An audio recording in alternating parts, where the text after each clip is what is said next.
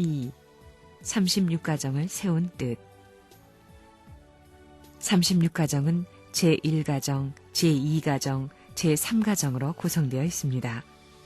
제1가정은 구약시대를 상징하고 구약시대는 하나님의 허락 없이 결혼한 입장입니다. 제2가정은 신약시대를 상징하며 신약시대는 처음으로 하나님이 택해준 땅에서 결혼을 원한 시대입니다.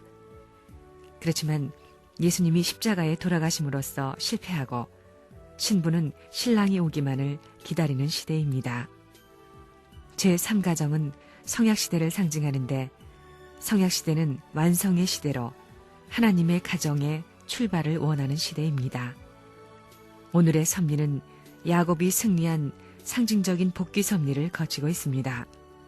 그러므로 선생님은 종의 시대와 양자권 시대를 탕감 복귀하고 하나님의 참자녀 시대를 이루어야 합니다. 이 3시대의 노정을 상징적으로 복귀하는 것이 36가정입니다.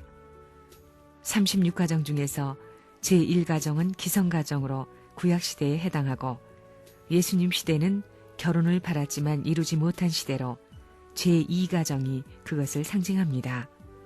제3가정은 모든 고난을 이기고 승리한 야곱처럼 성약시대를 상징합니다.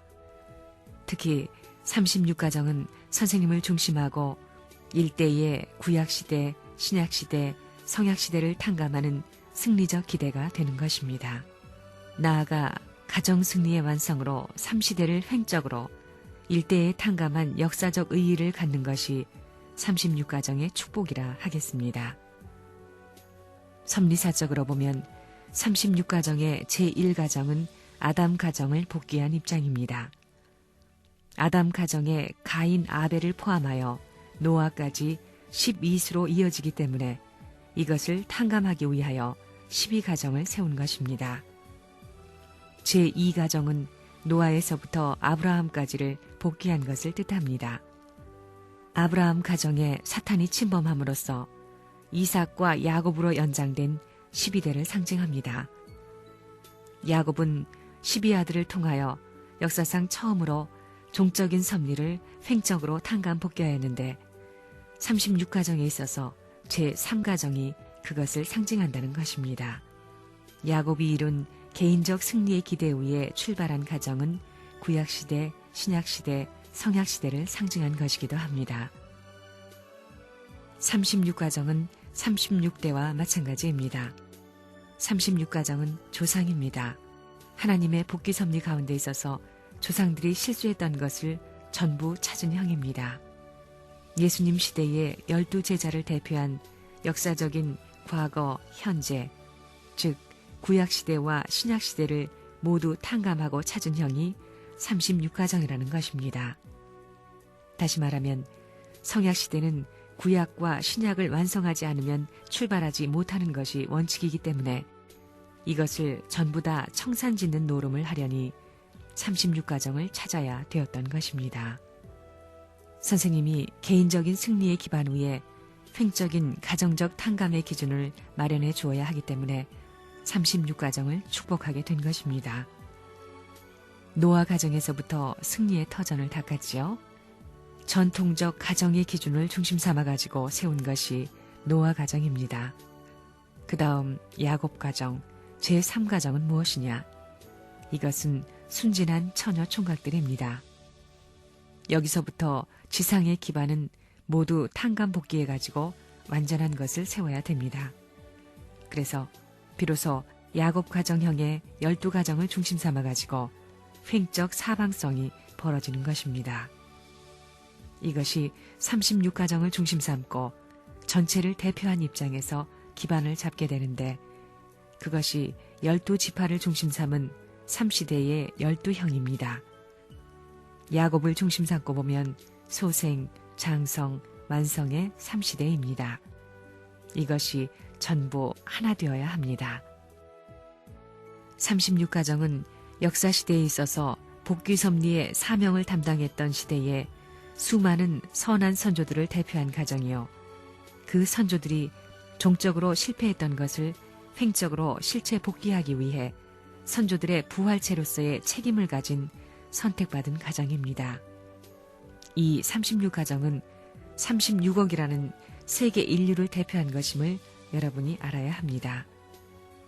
세상을 보게 되면 가정을 가진 기성가정하고 가정을 갖지 않은 사람이 있습니다. 또 가정을 갖지 않은 사람 가운데에도 두 패가 있습니다.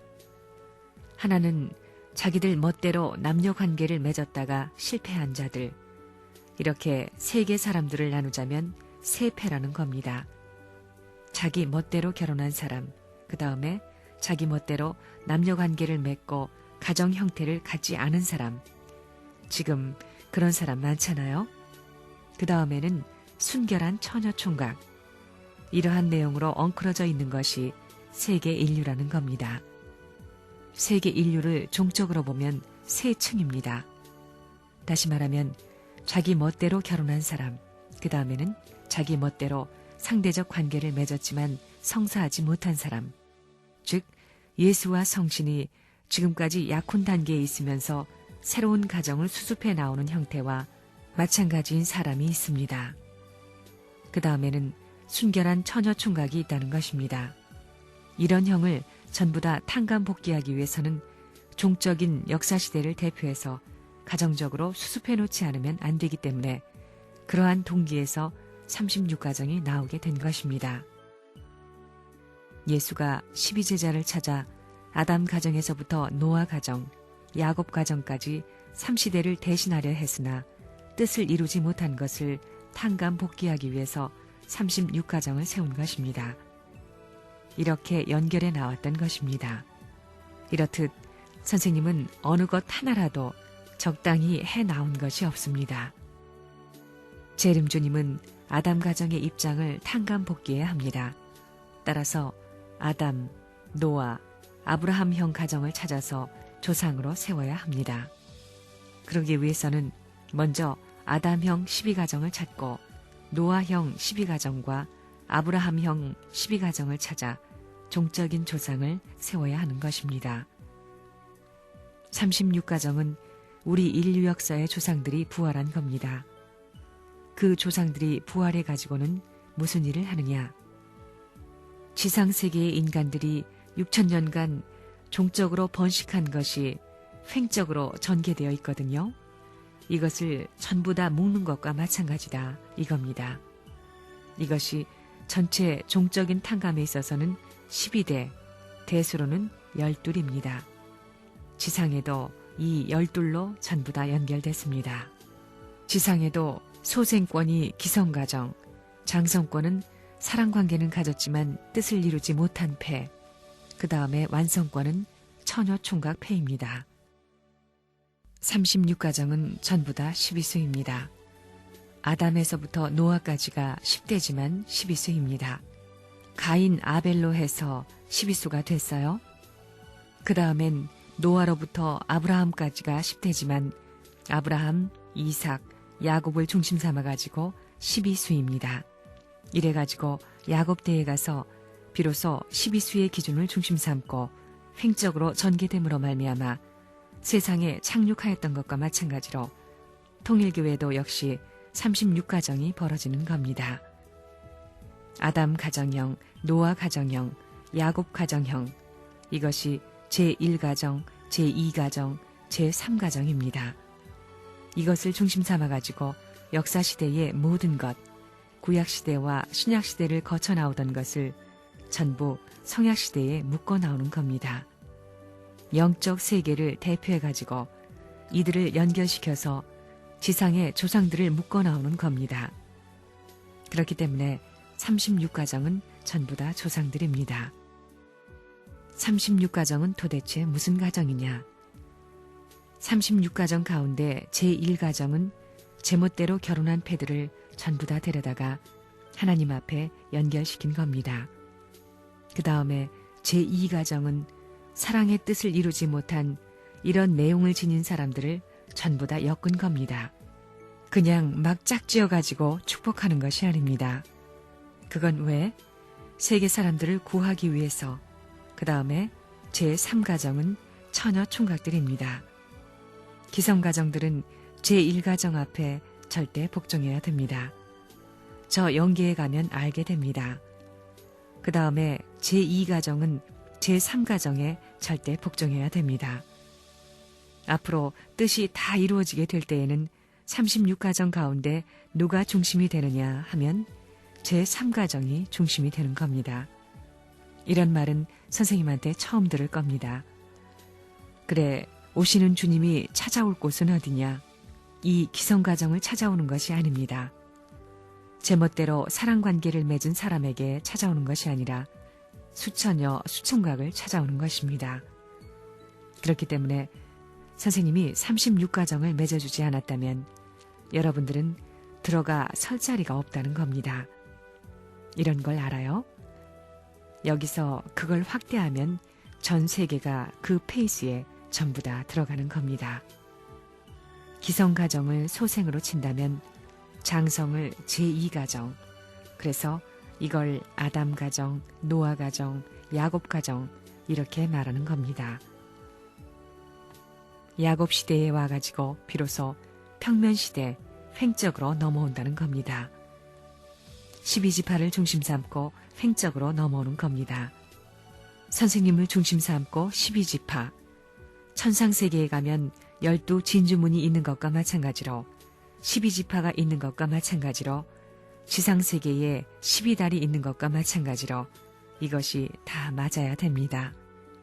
12형제, 예수님의 12제자와 마찬가지로 예수님을 중심 삼고 12제자가 있었던 것과 마찬가지로 선생님을 중심 삼고 36가정이 있는데 그 가운데 12가정 대표가 처녀 총각들입니다. 이걸 중심 삼고 그 다음은 제멋대로 산 사람이고 그 다음은 가정을 가진 사람입니다. 이 사람들이 하나 되었다는 조건을 세우지 않고는 들어갈 길이 없다는 겁니다. 처녀 총각으로서 선생님한테 축복받은 가정은 선생님과 연결될 수 있는 기준이 세워져 있습니다. 그렇기 때문에 앞으로 가정적 기대에 있어서의 중심은 처녀 총각으로 축복받은 가정입니다. 이런 것을 알고 여러분이 앞으로 가정의 질서를 세워나가야 합니다. 36가정을 두고 볼 때도 제1가정, 제2가정, 제3가정 중에서 제3가정이 중심이 되는 것입니다. 36가정은 아담으로부터 노아까지, 노아로부터 아브라함까지, 아브라함으로부터 야곱까지를 거쳐서 12아들을 중심 삼은 전체적인 섭리의 터전을 세워야 합니다. 이것은 지난날의 역사를 이루려는 것이 아닙니다. 선주들이 실수하였던 것을 현실에서 횡적으로 일시에 탕감 복귀하기 위한 것입니다. 이것을 하기 위한 싸움이 36가정을 중심 삼고 벌어지는 것입니다. 선생님이 세상 사정을 몰라서 그런 것이 아닙니다. 인간 사정보다도 하나님의 사정이 더 딱하고 인간의 뜻보다는 하나님의 뜻이 더 크기 때문에 책임지고 이 일을 했던 것입니다. 하나님이 자녀를 잃어버린 역사적인 한을 탕감 복귀해야 했기 때문에 종적인 역사를 현실에서 횡적으로 탕감 복귀하여 조상들의 기원과 조상들이 세우려 했던 기준을 다시 찾아놓지 않으면 안 될 입장에 있었기 때문에 36가정을 축복한 것입니다. 36가정의 책임이 무엇이냐? 지금까지의 역사적인 모든 탕감 조건을 막아내는 것입니다. 다시 말하면 사탄을 완전히 제거시킬 수 있는 하나의 완벽한 울타리가 되어야 한다는 것입니다. 그렇기 때문에 이 가정의 모든 전통과 사상은 사탄과는 완전히 격리된 전통을 세워야 됩니다. 이 전통을 중심 삼고 횡적인 전통의 인연을 72가정과 120가정이 세워나가야 하는 것입니다. 이런 입장에서 볼 때 36가정의 책임이 얼마나 귀중한가를 여러분이 알아야 된다는 것입니다. 영계에 가게 되면 정식으로 총각 처녀가 축복받은 것과 기성가정들이 받은 축복은 다르다는 겁니다. 영계에 가게 되면 3층천이 있습니다. 현 사회에도 상중하가 있듯이 영계에도 그렇습니다. 그러면 36가정을 놓고 볼 때 각각 12가정으로 아담 가정, 노아 가정, 야곱 가정을 대신한 36가정을 놓고 볼 때 어느 가정이 제일 귀하냐 하면 맨 마지막 가정이 제일 귀하다는 겁니다. 앞으로는 그러한 가정을 섬겨야 됩니다. 지금은 그럴 때가 안 되어서 그렇지 다 차이가 있습니다. 다르다는 겁니다. 내가 돈을 전부 다 투입해가지고 금반지, 무슨 옷 다 해줬습니다. 그 노름을 왜 해요? 36가정은 결혼비도 안 냈지요. 남의 자식들을 데려다 자기 자식 이상으로 전부 다 결혼식을 해줬습니다. 세상이 아무리 반대해도 당당하게 해치웠어요. 1차, 2차, 3차 세상에 그런 노름하면 땅이 생기나 돈이 생기나 무엇이 생기나요? 선생님이 그런 배포가 없으면 이런 노름 해먹겠나 생각해 보라고요. 대한민국이 야단하더라도 기성교회가 야단하더라도 미국이 야단하고 전 세계가 야단하더라도 끄떡하지 않고 나왔습니다. 그렇기 때문에 지금 이만큼까지 나왔다는 것입니다.